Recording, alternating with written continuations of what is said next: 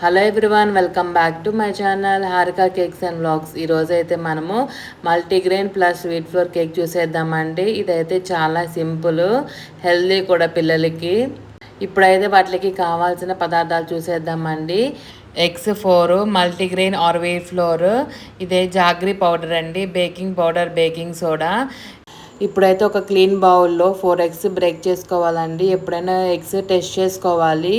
Egg testing అయితే అసలు మర్చిపోవద్దండి బేకింగ్లో, అదైతే చాలా ఇంపార్టెంట్. ఎగ్స్ వల్ల చాలా కేక్స్ ఫ్లాప్ అవుతాయి, బ్యాడ్ స్మెల్ కూడా వస్తాయి కేక్స్. ఇప్పుడైతే 4 ఎగ్స్ తీసుకున్న తర్వాత 1 కప్ జాగ్రీ లేదా 3/4 జాగ్రీ తీసుకోవచ్చు, అది మీ ఇష్టము. ఇదైతే పక్కన పెట్టుకొని ఎగ్స్ జాగ్రీ, ఇంకో బౌల్లో wheat flour 1 cup, 1 teaspoon baking powder, half teaspoon baking soda వేసుకొని బాగా జల్లించుకోవాలండి. మనం ముందుగా పక్కన పెట్టుకున్న జాగ్రీ పౌడర్ని, ఎగ్స్ని బాగా బీట్ చేసుకోవాలండి. ఒక్కొక్క స్టేజ్లో ఒక్కొక్క ఫోమీగా మారుతుంది ఎగ్. బీటర్ ఆన్ చేసిన తర్వాత ఫస్ట్ స్పీడ్ నుంచి స్టార్ట్ చేసుకోవాలండి. ఎవ్రీ 1.5 మినిట్కి స్పీడ్ పెంచుకోవాలి. అక్కడ మనకి తెలిసిపోతుంది బీటర్లు అండ్ కలర్ వల్ల. జాగ్రీ కదా, ఇక్కడ ఎగ్స్ అండ్ జాగ్రీ పౌడర్ బాగా మిక్స్ అవ్వాలి, ఎక్కడ లంప్స్ లేకుండా, క్రిస్టల్స్ లేకుండా ఉండాలండి జాగ్రీ అయితే. అప్పుడు ఒకవేళ జాగ్రీ పౌడర్ బాగా కరగకుంటే కేక్ పైన ముద్ద ముద్దగా వస్తుందండి. ఇదైతే మర్చిపోవద్దు. బీటర్ని ఎవ్రీ 2 మినిట్స్కి ఆర్ 3 మినిట్స్కి ఆపి, బీటర్ని ఒక 2.5 మినిట్స్ ఆపుతాం కదండి, అప్పుడైతే మనము కొంచెం సాల్ట్ వేసుకొని మొత్తం చుట్టుపక్కలదంతా స్క్రేప్ చేసుకొని మళ్ళీ బీటర్ స్టార్ట్ చేయాలండి. మీరు ఎక్కడైతే బీటరు ఆపుతారో అక్కడి నుంచే స్టార్ట్ చేయండి, మళ్ళీ ఫస్ట్ నుంచి అయితే స్టార్ట్ చేయొద్దు. ఇప్పుడు మీరు సెకండ్ స్పీడ్లో స్టాప్ చేసి స్క్రేప్ చేసి ఉంటే అక్కడి నుంచే మళ్ళీ స్టార్ట్ చేయండి సెకండ్ స్పీడ్ నుంచే. మళ్ళీ ఫస్ట్కి తీసుకొచ్చారంటే ఎగ్లో ఉన్న ఫోమినెస్ మొత్తం పోతుందండి. జాగ్రీ పౌడర్, వీట్ ఫ్లోర్ ఎంత బాగా మిక్స్ చేసుకుంటే కేక్ అంత బాగా వస్తుంది. ఇప్పుడైతే మనము కొంచెం కొంచెంగా డ్రై ఇంగ్రీడియంట్స్ వేసుకొని మిక్స్ చేసుకోవాలండి. ఇదైతే హై స్పీడ్లో చేసుకుంటే కేక్ అయితే హార్డ్గా వస్తుందండి. 1 స్పీడ్లో పెట్టుకొని కొంచెం కొంచెంగా వేసుకుంటూ మిక్స్ చేసుకోవాలి ఎప్పుడైనా కానీ.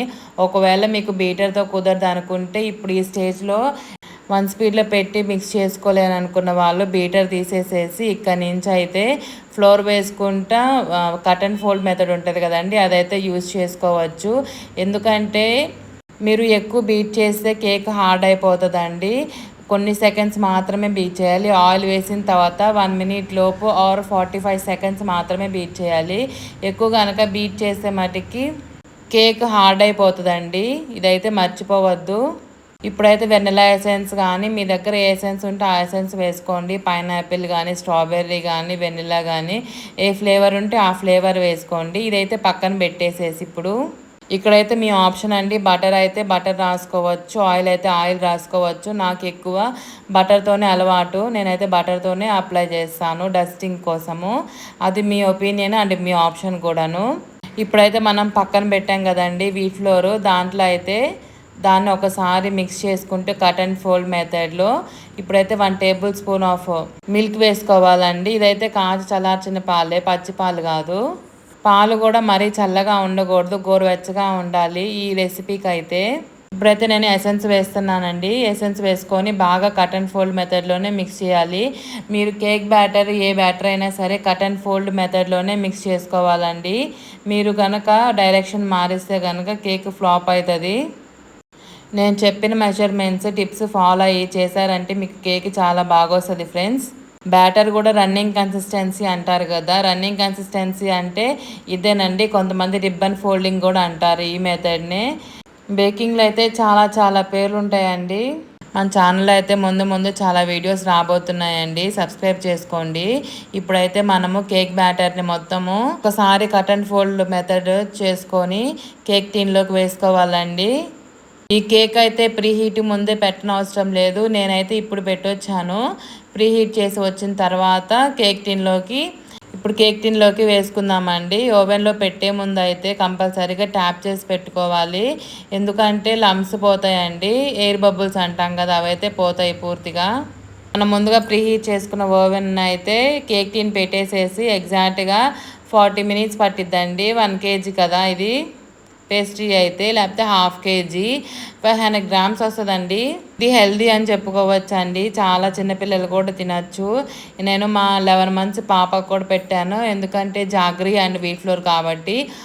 ఆఫ్టర్ 40 మినిట్స్ అయితే నేను ఒకసారి చెక్ చేస్తున్నానండి. కేక్ అయితే అయిపోయింది. ఎప్పుడైనా టూత్ పిక్ అలా గుచ్చినప్పుడు క్లీన్గా వచ్చేస్తే కేక్ అయిపోయినట్టేనండి. మనం కేక్ అవుతున్నప్పుడు ఒక రకమైన స్మెల్ వస్తుంది, మంచి స్మెల్. టేస్ట్ అయితే చాలా చాలా బాగుండిద్ది. బేక్ అయిపోయింది అన్నట్లుగా ఒక సైన్ అన్నమాట అదైతే. కేక్ అయితే ఎప్పుడు వేడి మీద డీమౌల్డ్ చేయకూడదండి. నేనైతే వీడియో కోసము వెంటనే డీమౌల్డ్ చేయడం వల్ల కొంచెము డిస్టర్బ్ అయింది కేక్ అయితే. అట్లీస్ట్ 2-3 అవర్స్ గ్యాప్ ఇస్తే కనుక కేక్ చాలా బాగా డీమౌల్డ్ అవుతుందండి. కేక్ అయితే చాలా చాలా ప్లఫీగా వచ్చిందండి. చూసారా ఎంత స్పాంజీగా ఉందో, పట్టుకుంటే రాలిపోయే అంత స్పాంజీగా ఉంది. కేక్ అయితే చాలా చాలా ప్లఫీగా వచ్చిందండి. ఇప్పుడైతే కట్ చేసి చూసేద్దాము ఎలా వచ్చిందో. ప్లీజ్ సబ్స్క్రైబ్ చేయండి. ఆ పాప అయితే పక్క నుంచి కేక్ కేక్ అంటానే ఉందండి కట్ చేసినంతసేపును. ఇంకా ఆమెను పక్కకు పంపించేసి నేనైతే మీకు చూపిస్తున్నాను. ఎప్పుడు నా పక్కనే ఉంటుందండి మా పాప అయితే. కేక్ అయితే చాలా స్పాంజీగా ఉందండి, మీరు కూడా ట్రై చేయండి. మన ఛానల్లో అయితే అప్కమింగ్ అయితే చాలా చాలా రెసిపీస్ రాబోతున్నాయండి. నేనైతే ఫార్నైన్ క్లాసెస్ చెప్పాలనుకుంటున్నాను. స్క్వీజ్ చేసినా కానీ బౌన్సీగా వస్తుందండి. కేక్ అంటే ఇలాగే ఉండాలి, మనం బ్రష్ చేసినా కానీ పైకి రావాలండి అప్పుడే. Please subscribe.